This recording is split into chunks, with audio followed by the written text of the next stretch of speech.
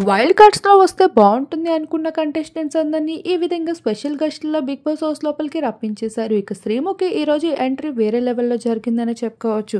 అందరూ డబల్ అంటే ఈసారి సింగిల్‌గా అయితే గెస్ట్ రోల్‌లో వచ్చేసింది శ్రీముఖి. తన నోరు చాలు 100 మంది జనాలతో సమానమనే చెప్పుకోవచ్చు. శ్రీముఖి వచ్చి రాగానే ఇక గౌతమ్ పైన మనసు పారేసుకుంటూ వచ్చేసింది. డాక్టర్ బాబు అంటూ ఆట పట్టించడం మొదలు పెట్టించేసింది.